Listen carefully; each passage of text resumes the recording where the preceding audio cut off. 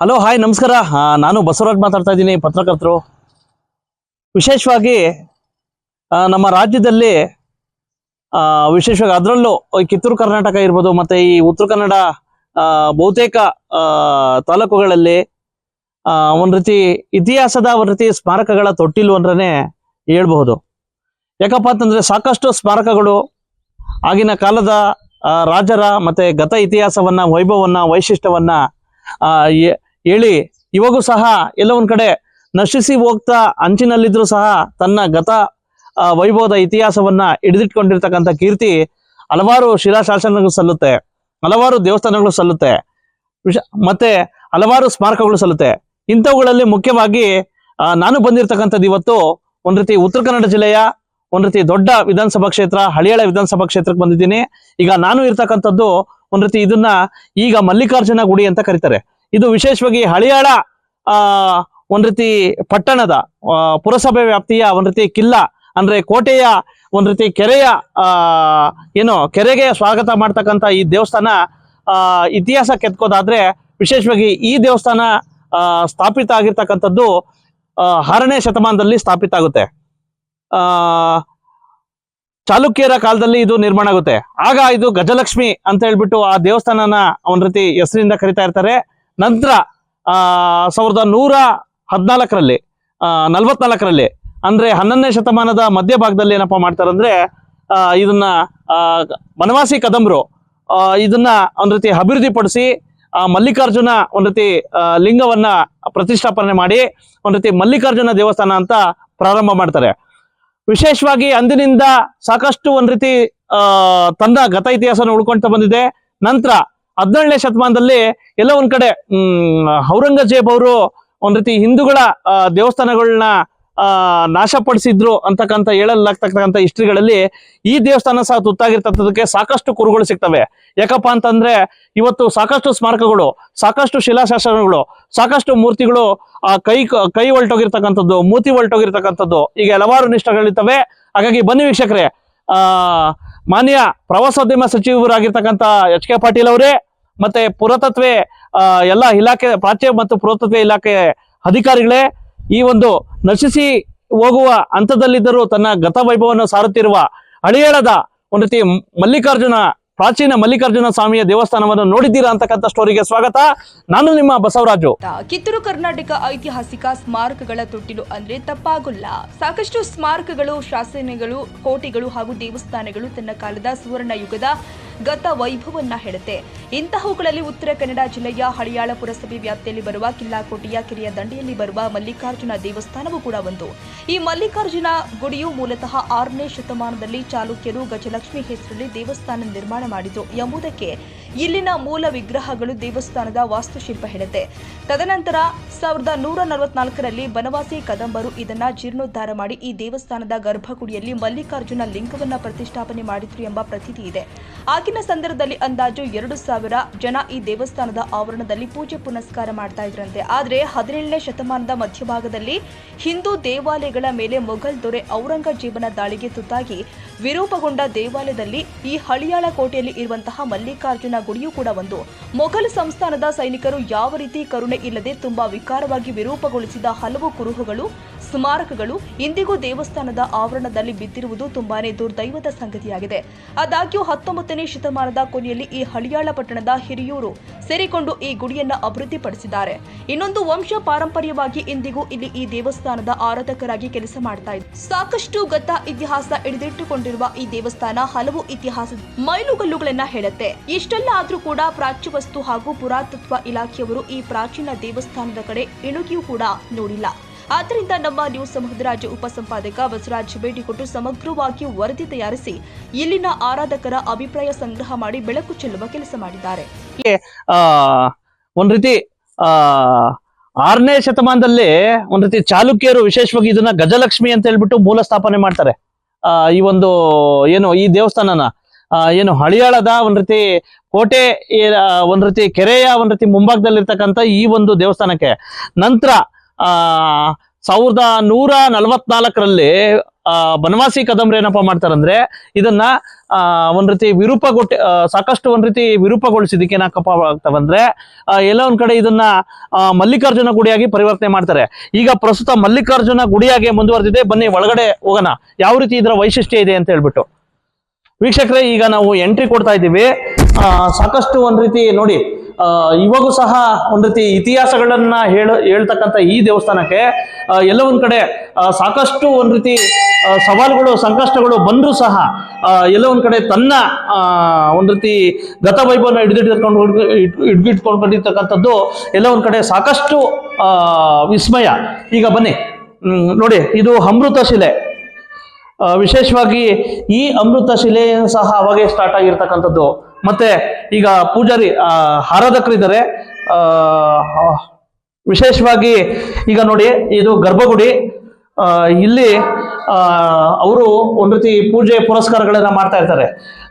ಇಂಥ ಸಂದರ್ಭದಲ್ಲಿ ನೋಡಿ, ಸಾಕಷ್ಟು ಒಂದ್ ರೀತಿ ನಿಗೂಢವಾಗಿದೆ. ಮತ್ತೆ ಆಗಿನ ಕಾಲದಲ್ಲಿ ಯಾವ ರೀತಿ ವೈಶಿಷ್ಟ್ಯಗಳನ್ನ ಇದ್ ಮಾಡಿದ್ರು ಅನ್ನೋದಕ್ಕೆ ಈ ಒಂದು ಇತಿಹಾಸವನ್ನು ಸಹ ಹೇಳ್ತಕ್ಕಂಥದ್ದಕ್ಕೆ ಇದೇ ಸಾಕ್ಷಿ. ಈಗ ನೋಡಿ, ಆ ಒಂದು ಗರ್ಭಗುಡಿ ಆಗ ಒಂದ್ ರೀತಿ ಮಲ್ಲಿಕಾರ್ಜುನ ಸ್ವಾಮಿಯ ಒಂದ್ ರೀತಿ ಲಿಂಗವಾಗಿ ಪರಿವರ್ತನೆ ಆಗಿರ್ತಕ್ಕಂಥದ್ದು ಎಲ್ಲ ಒಂದ್ ಕಡೆ ಅದ್ಭುತ, ಅತ್ಯದ್ಭುತ. ಈಗ ನೋಡಿ, ಇಲ್ಲೇ ಇದೆ ಈ ಒಂದು ನೋಡಿ, ಇದು ಇವೆಲ್ಲ ಈ ಕಲ್ಲಿನ ಶಾಸನಗಳು, ಮತ್ತೆ ಈ ದ್ವಾರ ಬಾಗಿಲುಗಳು, ಮತ್ತೆ ಸಾಕಷ್ಟು ಒಂದ್ ರೀತಿ ಚಪ್ಪಡಿಗಳನ್ನ ಎಳ್ದಿರ್ತಕ್ಕಂಥದ್ದು ನೋಡಿ.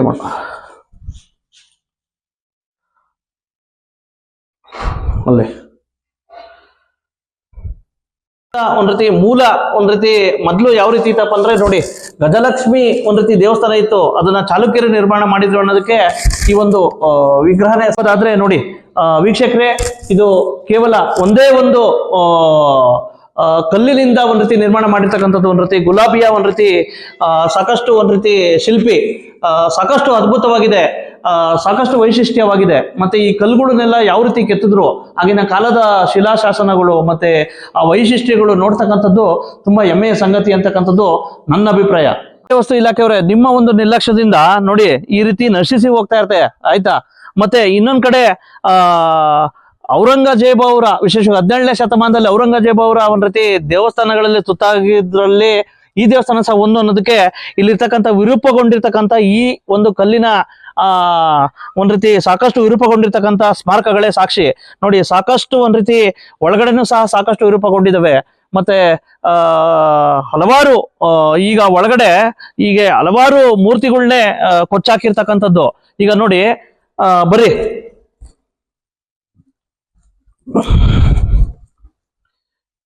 ನೋಡಿ, ಈ ರೀತಿ ದೇವಸ್ಥಾನಗಳದ ಒಂದ್ ರೀತಿ ಮೂರ್ತಿಯ ಒಂದ್ ರೀತಿ ಕೈಗಳನ್ನ ಇರ್ತಕ್ಕಂಥದ್ದು, ಅಂತ ವಿರೂಪಗೊಳಿಸಿರ್ತಕ್ಕಂಥದ್ದು ಎಲ್ಲ ಒಂದ್ ಕಡೆ ಆಗಿನ ಕಾಲದಲ್ಲಿ ಔರಂಗಜೇಬು ಮತ್ತೆ ಆತನ ಸಹಚರರ ಒಂದ್ ರೀತಿ ದೇವಸ್ಥಾನ ಸಹಚರರ ದಾಳಿಗೆ ಈ ದೇವಸ್ಥಾನ ತುತ್ತಾಗಿತ್ತು ಅನ್ನೋದಕ್ಕೆ ಈ ವಿರೂಪಗೊಂಡಿರ್ತಕ್ಕಂಥ ಸಾಕಷ್ಟು ಒಂದ್ ರೀತಿ ಸ್ಮಾರಕಗಳೇ ಸಾಕ್ಷಿ. ವೀಕ್ಷಕರೇ, ವಿಶೇಷವಾಗಿ ಈ ಒಂದು ಮಲ್ಲಿಕಾರ್ಜುನ ದೇವಸ್ಥಾನದ ಮುಂದೆಗಡೆ ಹೋಗುವಾಗ ಈಗ ನಾನು ಕೆಳಗಡೆ ಹೋಗ್ತೀನಿ.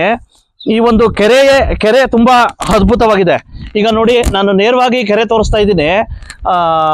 ಇದೇನಪ್ಪಾ ಅಂತಂದ್ರೆ ಸುಮಾರು 17ನೇ ಶತಮಾನದಲ್ಲಿ ನಿರ್ಮಾಣ ಮಾಡಿರ್ತಕ್ಕಂಥ ಕೆರೆ ಅಂತ ಹೇಳ್ತಾರೆ. ಈಗ ನಾನು ಈ ಕೆರೆ ಇರ್ತಕ್ಕಂಥದ್ದು 46 ಎಕರೆ ಇದೆಯಂತೆ. 46 ಎಕರೆ ಕೆರೆ. ಎಲ್ಲ ಒಂದ್ ಕಡೆ ಆ ಒಂದು ಕಿಲ್ಲಾ ಕೋಟೆಗಳು ತುಂಬಾ ಭದ್ರತೆಗಾಗಿ ಮಾಡಿದಾಗ ಇದನ್ನ ಕಂದಕ ಅಂತ ಕರಿತಿದ್ರಂತೆ. ಈ ಒಂದು ಕಂದಕ ಅಂತ ಕರೆದಾಗ ಅದು ಬರ್ತಾ ಬರ್ತಾ ಏನಪ್ಪಾ ಅಂತಂದ್ರೆ ಈ ಕಡೆ ಭಾಗದಾಗೆ ಕೆರೆಯಾಗಿ ಮಾರ್ಪಡ್ತು. ಜೊತೆಗೆ ಇದು ಪ್ರಸ್ತುತ ಸಣ್ಣ ನೀರಾವರಿ ಇಲಾಖೆಗೆ ಬರುತ್ತೆ. ಈ ಸಣ್ಣ ನೀರಾವರಿ ಇಲಾಖೆಯಲ್ಲಿ ಸಾಕಷ್ಟು ಒಂದ್ ರೀತಿ ನೀರನ್ನ ಶೇಖರಣೆ ಮಾಡ್ಬೋದು. ಆದ್ರೆ ಸಾಕಷ್ಟು ಹೂಳು ತುಂಬಿದೆ. ಮತ್ತೆ ಎಲ್ಲೋ ಒಂದ್ ಕಡೆ 2 ವರ್ಷದ ಹಿಂದೆ ಬಂದ್ರಂತೆ, ಒಂದ್ ಅರ್ಧ ಹೂಳು ತೆಗೆದ್ರಂತೆ, JCB ಹೊಂಟೋದ್ರಂತೆ, ಆಯ್ತಾ. ಮತ್ತೆ ಸಾಕಷ್ಟು ಇದಿದಾವೆ. ಮತ್ತೆ 46 ಎಕರೆ ಇವಾಗೂ ಸಹ ಇದೆಯಾ ಅಂತಕ್ಕಂಥದ್ದೇ ತುಂಬಾ ದುರ್ದೈವದ ಸಂಗತಿ. ಈ ಒಂದು ದೇವಸ್ಥಾನ ಪ್ಲಸ್ ಈ ಕೆರೆ ಸಾಕಷ್ಟು ಇತಿಹಾಸ ಹೇಳುತ್ತೆ. ಇವನ್ನ ರಕ್ಷಣೆ ಮಾಡ್ತಕ್ಕಂಥದ್ದು, ಕೆರೆನ ಉಳಿಸ್ತಕ್ಕಂಥದ್ದು ಎಲ್ಲ ಸರ್ಕಾರದ ಒಂದ್ ರೀತಿ ಕರ್ತವ್ಯ ಅಂತಕ್ಕಂಥ ಮಾತುಗಳನ್ನ ಹೇಳ್ತಾ 14 ವರ್ಷ ಕಟ್ಲೆ ಬೋಗಸ್ ಕಟ್ಲೆ. ಪೂಜೆ ಮಾಡೋದಿಲ್ಲ, ದೀಪ ಹಚ್ಚೋದಿಲ್ಲ, ಹಿಂಗ್ ಮಾಡಿ ಹಾ ಮೊದ್ಲ ಅಸಿಸ್ಟೆಂಟ್ ಚಾರಿಟಿ ಕಮಿಷನರ್, ಆಮೇಲೆ ಚಾರಿಟಿ ಕಮಿಷನರ್, ಆಮೇಲೆ ಡಿಸ್ಟಿಕ್ ಕೋರ್ಟ್. ಹಾ ಡಿಸ್ಟಿಕ್ ಕೋರ್ಟ್ನಾಗ ಅವ್ರದ್ದು ಅಪ್ಲಿಕೇಶನ್ ಡಿಸ್ಮಿಸ್ ಆಗ್ಯದ. ಯಾಕಂದ್ರ ಅವ್ರು ಹಾಜರಾಗ್ಲಿಲ್ಲ ಡಿಸ್ಟಿಕ್ ಕೋರ್ಟಿಗೆ ಓಕೆ ಅಂತ ಹೇಳಿ. ಹಾ ಮತ್ತ ಆಮೇಲೆ ಇದು ಬಾಗಲಾಬುರಿಲಿ ಖಟ್ಪಟ್ ಮಾಡಿದ್ರು 96 ಒಳಗೆ. ಹಾ ನಾವು DYSP ಕಡೆ ಕಂಪ್ಲೇಂಟ್ ಮಾಡಿದ್ವಿ. ಹಾ 8 ದಿವಸದ ಮೇಲೆ ನಮಗ್ ಧಮಕಿ ಪತ್ರನೂ ಬಂದದ, ಅದು ಪೊಲೀಸ್ ಕಂಪ್ಲೇಂಟ್ ಮಾಡಿದ್ವಿ. Okay. ಆದ್ರೆ ಅದರ ಏನೇ ಎನ್ಕ್ವೈರಿ ಇಲ್ಲ, ಹಾ. ಹಂಗ ಬಿದ್ದದ. ಒಟ್ಟಾರೆ ದಿನೇ ದಿನೇ ಧಮಕಿಗಳು ಬರ್ತಾ ಇರ್ತವೆ. 96 ಬಂದಿತ್ತು, ಆಮೇಲೆ ನಮಗ ಧಮಕಿ ಬಂದಿಲ್ಲ. ಅದ್ರ 96 ಲೆಟರ್ ಬಂದಿತ್ತು ನಮಗ. ಒಂದು ಪ್ರಾಚೀನ ಒಂದ್ ರೀತಿ ದೇವಸ್ಥಾನವನ್ನ ವಿಶೇಷವಾಗಿ ಮೊದಲಿಂದನೂ ಸಹ ಆರಾಧಕರಾಗಿರ್ತಕ್ಕಂತ ವಂಶಗಳಲ್ಲಿ ಅತುಲ್ ಬಾಚೋಳ್ಕರ್ ಅವರು ಸಹ ಒಬ್ರು. ವಿಶೇಷವಾಗಿ ಈ ಒಂದು ದೇವಸ್ಥಾನದ ಇತಿಹಾಸದ ಬಗ್ಗೆ, ಈ ದೇವಸ್ಥಾನದಲ್ಲಿರ್ತಕ್ಕಂತ ಸಾಕಷ್ಟು ಅವಶೇಷಗಳ ಬಗ್ಗೆ ಇವ್ರೇನ್ ಹೇಳ್ತಾರೆ. ಸರ್ ನಮಸ್ತೆ. ತಾವು ಸಹ ಒಂದ್ ರೀತಿ ಇಲ್ಲೇ ಪಾರಂಪರಿಕವಾಗಿ ಒಂದ್ ರೀತಿ ಆರಾಧಕರು ಅಂತ ಕೇಳಲ್ಪಟ್ವಿ. ಹೌದು. ವಿಶೇಷವಾಗಿ ತಾವು ಈಗ ಪ್ರಸ್ತುತ ಆರಾಧಕರು. ಹೌದು. ಏನಿ ಸರ್ ಈ ದೇವಸ್ಥಾನದ ಬಗ್ಗೆ ಸ್ವಲ್ಪ ಹಿಸ್ಟ್ರಿ ಹೇಳಿ. ಈ ದೇವಸ್ಥಾನ 6ನೇ ಶತಮಾನದಲ್ಲಿ ನಿರ್ಮಾಣ ಆಗಿದ್ದು. ಹ್ಮ್. ಅವಾಗ ಗಜಲಕ್ಷ್ಮಿ ಗುಡಿ ಇತ್ತು. ಹ್ಮ್. ಆಮೇಲೆ 1144 ಬನವಾಸಿ ಕದಂಬರು 2ನೇ ಜೈಕಶಿ ಅವರ ಹೆಸರು, ಅವರು ಈಶ್ವರಲಿಂಗ ಸ್ಥಾಪನೆ ಮಾಡಿದ್ರು. ಮತ್ತು ಅದಕ್ಕೆ ಮಲ್ಲಿಕಾರ್ಜುನ್ ಹೆಸರು ಕೊಟ್ಟರು. ಆಮೇಲೆ 1490ರಿಂದ ನಾವು ಬಾಚೋಳ್ಕರ್ ಫ್ಯಾಮಿಲಿ ಇಲ್ಲೇ ಪೂಜೆ ಮತ್ತು ಟ್ರಸ್ಟಿ ಎರಡೂ ವಂಶ ಪಾರಂಪರಿಕದಿಂದ ಮಾಡ್ತಿದ್ದೇವೆ. ಹೇಳಿ ಸರ್. ವಿಶೇಷವಾಗಿ ಆನಂತರ ಸಾಕಷ್ಟು ಒಂದ್ ರೀತಿ ಯಾಕೆ ಸರ್ ದೇವಸ್ಥಾನಗಳ ಸ್ಮಾರಕಗಳು ಸಾಕಷ್ಟು ಒಂದ್ ರೀತಿ ವಿರೂಪಗೊಂಡಿದ್ದಾವೆ? ಯಾರು ರಾಜರು ಇದ್ರು ಹ್ಮ್. ಹೊರಜಾತಿಯವರು, ಹ್ಮ್. ಅವರು ದಾಳಿ ಮಾಡಿ ಹ್ಮ್. ಅದು ಮೂರ್ತಿಗಳು ಹೊಡೆದಾರ. ಹ್ಮ್. ಈ ಗುಡಿ ಹ್ಮ್. ಸಾಧಾರಣ 2000 ಮಂದಿ ಕೂಡೋ ಅಷ್ಟು ದೊಡ್ಡ ಗುಡಿ. ಹಾ. ಈಗ 100 ಮಂದಿ ಕೂಡೋ ಅಷ್ಟ ಉಳ್ದದ. ಹಾ. ಬಾಕಿ ಎಲ್ಲ ತೆಗೆದ್ ಬಿಟ್ಟಾರ. ಓಕೆ. ಅದು 17ನೇ ಶತಮಾನದಾಗ ಮಾಡಿದ್ದು ದಾಳಿ. ಓಕೆ. ಆಕ್ಚುಲಿ ಇದನ್ನ ಕೋಟೆ ಏನಂತ ಕರಿತಾ ಇದ್ರು ಮೊದ್ಲು? ಈ ಕೋಟೆ ಯಾವಾಗ ನಿರ್ಮಾಣ ಆಯ್ತು ಇದು? ಕೋಟೆ 17ನೇ ಶತಮಾನದಲ್ಲಿ ಬಿಜಾಪುರ ಅಲಿ ಆದಿಲ್ ಶಾ ಕಟ್ಟಿದ್ದು. ಓಕೆ. ಹಾ. ಆನಂತರ ಆ ಕೋಟೆ ಕಟ್ಟ ಮೇಲೆ ಸುತ್ತು ಕಡೆಯಿಂದ ಟ್ರೆಂಚ್ ಹೊಡೆದ್ರು. ಅದಕ್ಕೆ ನೀರ್ ಬಿಡ್ಲಿಕ್ಕೆ ಬೇಕಂತ ಹೇಳಿ ಈ ಮುಂದೆ ಇರೋದಕ್ಕೆ ಟ್ಯಾಂಕ್ ಕಟ್ಟಿದ್ರು. ಕೆರೆ. ಕೆರೆ. ಹಾ. ಅದು ಈಗ 46 ಎಕರೆ ಜಮೀನು ಇದೆ. 46 ಎಕರೆ ಜಮೀನು. ಓಕೆ. ಇದೆ, ಕೆರೆ ಇದೆ. ಯಾಕೆ ಈ ಕೆರೆ ಇನ್ನ ಸಾಕಷ್ಟು ಒಂದ್ ರೀತಿ ಇತಿಹಾಸ ಸ್ಮಾರಕಗಳು ಸಹ ಇದ್ರಲ್ಲಿ ಇದಾವೆ. ಯಾಕೆ ಕೆರೆ ಇವಾಗ 46 ಎಕರೆ ಇದೆಯಾ? ಹೌದು. ಇದೆ. 46 ಎಕರೆ ಟೋಟಲ್ ಇದೆಯಾ? ಇದೆ. ಇದ್ರ ಜೊತೆಗೆ ಸಾಕಷ್ಟು ಒಂದ್ ರೀತಿ ಕೆರೆ ಅಭಿವೃದ್ಧಿ ಪಡಿಸ್ಬೇಕಲ್ಲ ಸರ್? ಯಾಕೆ ಏನು ಸಾಕಷ್ಟು ಗೌರ್ಮೆಂಟ್ ಮಾಡ್ಬೇಕು, ನಾವ್ ಅದಕ್ಕೆ ಏನ್ ಮಾಡೋದು ಸಾಧ್ಯ ಇಲ್ಲ. ಯಾಕಂದ್ರೆ ಕೆರೆ ಗೌರ್ಮೆಂಟ್ ತಬೇಕಿದೆ, ನಮ್ ತಬೇಕಿಲ್ಲ. ಓಕೆ. ಸಣ್ಣ ನೀರಾವರಿ ಇಲಾಖೆಗೆ ಬರುತ್ತೆ ಇದು. ಹೌದು. ಯಾಕೆ ಮೊದ್ಲಿಂದಾನು ಯಾರು ಹೂಳು ಎತ್ತಿಲ್ವಾ ಇದನ್ನ? ಇಲ್ಲ. ಹಾ. ಈಗ 2 ವರ್ಷದ ಮೊದ್ಲ ದಾಂಡೇಲಿಯಿಂದ 2 JCB ಬಂದಿದ್ದು. ಅವ್ರಷ್ಟ ಹೂಳಿ ಎತ್ತು ಕೊಟ್ಟಾರ. ಅದು ಪೂರಾ ಮಾಡ್ಲಿಲ್ಲ ಅವರು. ಬಿಸಿಗಾಲ್ನಾಗ ಅಷ್ಟ ಮಾಡಿ ಹೋಗ್ಬಿಟ್ಟಾರ. ಒಟ್ಟಾರೆ ಅರ್ಧಂಬರ್ಧ ಹೂಳು ಎತ್ಬಿಟ್ಟು. ಹೌದೌದು. ಏನ್ ಸರ್ ಕೆರೆ ಕಟ್ಟೆ ಏನಾರು ಸ್ವಲ್ಪ ವೀಕ್ ಆಗಿದಾವೆ ಅಂತ ಸುದ್ದಿ ಇದೆಯಲ್ಲ? ಇಲ್ಲ, ಅದೇನು. ಹೌದಾ? ಈ ಕಡೆಯಿಂದ ಊರ್ ಬೇರೆ ಸಂಪರ್ಕ ಮಾಡ್ತವೆ ಬೇರೆ ಕಡೆ. ಈ ಕೆರೆ ಪಾಳಿ ಮೇಲಿಂದ ಏನ್ ರಸ್ತೆ ಹೋಗ್ತದ, ಹೌಗಿನಿಂದ ಮುಂದೆ ಹೋಗಿ ತಿಮ್ಮಾಪುರ ಮಂಗಳವಾಡ ಇಲ್ಲಿ ತನಕ ಹೋಗ್ತದ. ಹೌಗಿವರೆಗೂ ಹೋಗುತ್ತೆ ರೋಡ್. ಹೌದು. ಈ ತಿಮ್ಮಾಪುರ ಕಾಣಿಸೋದು. ಓಕೆ. ಅದು ಹೌಗಿ. ಓಕೆ. ತಿಮ್ಮಾಪುರ ಮೇಲಿಂದ ಹೌಗಿಗೆ ಹೋಗ್ಲಿಕ್ಕೆ ಬರ್ತದೆ. Okay sir. ಏನು ಯಾರಾದ್ರೂ ಪ್ರಾಚ್ಯ ವಸ್ತು ಇಲಾಖೆ ಸಾಕಷ್ಟು ಸ್ಮಾರಕಗಳು ದಿನೇ ದಿನೇ ಸಿಗ್ತಾವೆ. ಯಾರಾದ್ರೂ ಪ್ರಾಚ್ಯ ವಸ್ತು ಇಲಾಖೆಯವರು ಯಾರಾದ್ರೂ ಬಂದು ಹೋಗಿದಾರ? ಬಹಳ ವರ್ಷದ ಮೊದ್ಲ ಒಂದ್ಸಲ ಬಂದ್ ಹೋಗ್ಯಾರ. ಈ ಅಂದ್ಮೇಲೆ ಏನ್ ಯಾರು ಬರ್ಲಿಲ್ಲ. ಸಾಕಷ್ಟು ಒಂದ್ ರೀತಿ ಇನ್ನ ಸ್ಮಾರಕಗಳು ಯಾಕೆ ರಚನೆ ಮಾಡ್ತಾ ಇಲ್ಲ? ಯಾಕೆ? ಅದು ಗೌರ್ಮೆಂಟ್ ಸಂಬಂಧ ಬರ್ತದ, ನಮಗೇನ್ ಸಂಬಂಧ ಬರುದಿಲ್ಲ. ಇದು ಗುಡಿ ಏನದ ಪಬ್ಲಿಕ್ ಟ್ರಸ್ಟ್ ಅದ. ಓಕೆ. ಅದ್ರದ್ದು ಪ್ರಾಪರ್ಟಿ ಏನಿತ್ತು ಅವ್ರೆಲ್ಲಾ ಯಾರ ಮ್ಯಾನೇಜರ್ ಅಂತ ಹೇಳಿ ಇದ್ರು, ಅವ್ರು ತಿನ್ಬಿಟ್ಟಾರ. ಓಕೆ. ಈಗ ನಾ ಡೈರೆಕ್ಟ್ ಚಾರ್ಜ್ ಮಾಡ್ತೀನಿ, ನಾ ಪ್ರೂಫ್ ಮಾಡಬಹುದು. ಅದ್ರ ಯಾರು ಸರ್ ಮ್ಯಾನೇಜರ್? ಹಳ್ಳಿಕಿರಿ ಅಂತ ಹೇಳಿದ್ರು. ಎಲ್ಲಿದ್ರು ಅವರು? ಇಲ್ಲೇ ಹಲ್ಯಾಳ್ನಾಗ ಇದ್ರು. ಇವಾಗ ಇದಾರ? ಇಲ್ಲ, ಅವ್ರು ತಿರ್ಕೊಂಡಾರ. ಆದ್ರ ಏನ್ ಉಳ್ದದ್ ಪ್ರಾಪರ್ಟಿ ಅದ ಟ್ರಸ್ಟ್ ಇಂದ ಅವೇ ಕೊಡ್ಲಿಕ್ಕೆ ತಯಾರಿಲ್ಲ ಅವ್ರು. ಓಕೆ. ಸಂರಕ್ಷಣೆ ಅವ್ರ ಕುಟುಂಬದವರು. ಹೌದು. 88 ಒಳಗ ಅವ್ರು ತಿರ್ಕೊಂಡಾರ. ಆವಾಗಿಂದ ಅವ್ರ ಪ್ರಾಪರ್ಟಿ ಇಟ್ಕೊಂಡ ಕೂತಾರ. ಓಕೆ. ನೀವೇನಾರು ಇದ್ರ ಬಗ್ಗೆ ಕಂಪ್ಲೇಂಟ್? ಮಾಡೇವಿ, ನಾವು ಕಂಪ್ಲೇಂಟ್ ಮಾಡೇವಿ. ಕೋರ್ಟಲ್ಲೂ ಇದೆ.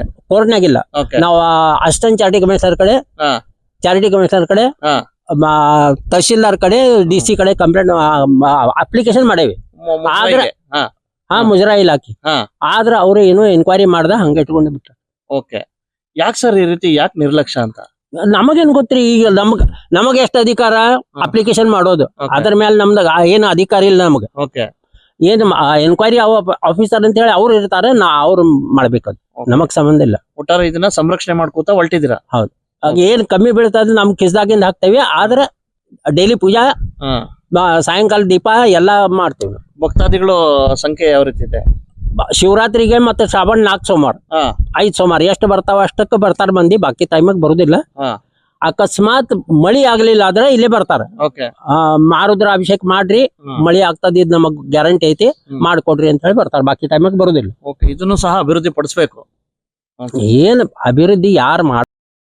ವೀಕ್ಷಕರೇ, ವಿಶೇಷವಾಗಿ ಈ ಒಂದು ವೈಶಿಷ್ಟ್ಯ, ಗತವೈಭವ ಮತ್ತೆ ಸ್ಮಾರಕಗಳನ್ನು ಹೇಳ್ತಕ್ಕಂಥ ಈ ಒಂದು ಮಲ್ಲಿಕಾರ್ಜುನ ಒಂದ್ ರೀತಿ ಸ್ವಾಮಿ ದೇವಸ್ಥಾನದ ಒಂದ್ ರೀತಿ ಇತಿಹಾಸ, ಸಾಕಷ್ಟು ಸಮಸ್ಯೆಗಳಿದ್ರು ಸಹ ತನ್ನ ಗತ ಇತಿಹಾಸವನ್ನ ಇಟ್ಕೊಂಡು ಬಂದಿದೆ.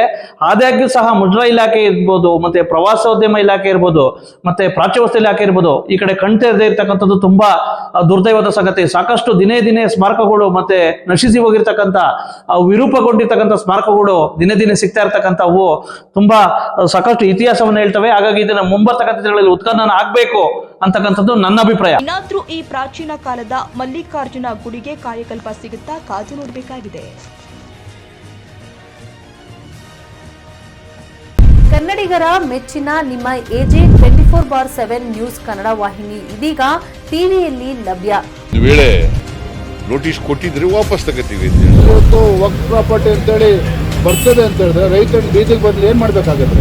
ಯಾರು ವೋಟ್ ಹಾಕಿಲ್ಲ ಅಂದ್ರೆ ಗ್ಯಾರಂಟಿನೆಲ್ಲ ಸ್ಟಾಪ್ ಮಾಡ್ಬಿಡ್ತೀವಿ.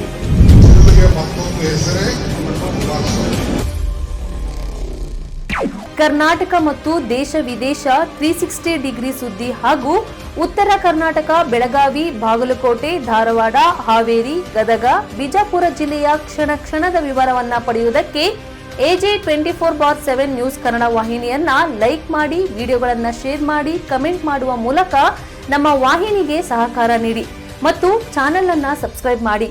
ಧನ್ಯವಾದಗಳು.